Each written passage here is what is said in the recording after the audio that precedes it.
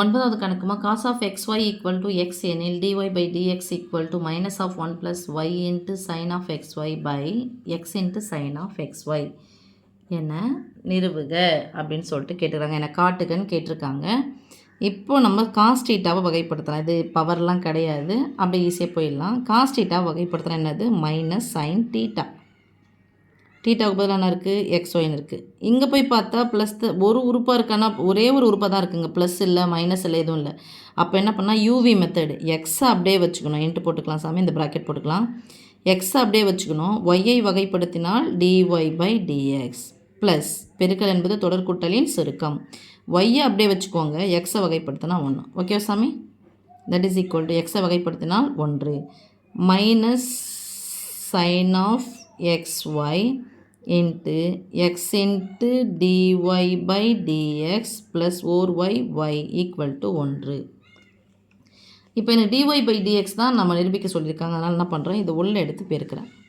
Okay, அப்போ minus x into sine of xy into dy by dx minus into plus minus இல்லை வேண்டாம், நம்ம அப்படியே எடுத்துகிட்டு போயிடலாம். நம்ம இதுக்கு உள்ள பெருக்குவானு இதை அப்படியே வச்சுக்கிறேன் சாமி. X into dy by dx plus y அப்படியே வச்சுக்கிறேன். இந்த பெருக்கலாக இருக்கிறது அந்தாண்ட பக்கம் போனால் நான் மாறும், வகுத்தலாக மாறிடும். ஸோ 1 பை மைனஸ் பகுதியில் இருந்தாலும் தொகுதியில் எங்கே போட்டுக்கணும்? சென்டரில் போட்டுக்கலாம். Minus sine of xy. Okay, இப்போ எனக்கு டிஒய் பை டிஎக்ஸ் தான் தேவை. அதை சார்ந்து இருக்கிறது இங்கே வச்சுக்கலாம். ப்ளஸ் ஒய் அந்தாண்ட பக்கம் வச்சுன்னா மைனஸ் ஒய்யாக மாறும். அப்போ minus 1 by sin of xy minus y equal to என்ன இருக்குது? x into dy by dxன்னு இருக்குது. அடுத்தது இங்கே பாரு சாமி, ஒரு பின்ன எண் இருக்குது, ஒரு முழு எண் இருக்குது. குறுக்க பெருக்கி கழித்து பை போட போகிறோம். Minus 1 minus y into sin of xy by sin of xy. இங்கே யார் இருக்கிறது? x into dy by dx.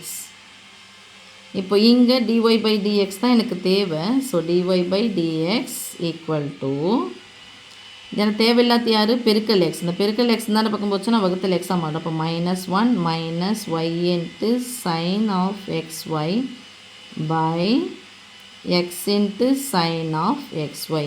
நம்மளை என்ன நிரூபிக்க சொல்லியிருக்காங்க பாரு சாமி. இப்போ அதுக்கேற்ற மாதிரி நம்ம எழுதலாம். மாற்றி நம்ம நிரூபிக்க சொன்னது மைனஸ் ஆஃப்னு கொடுத்துருக்காங்க. So 1 plus sine of xy right வந்துடுச்சு. ஆனால் குறியை மட்டும் நம்ம வெளியே எடுத்துடலாமா?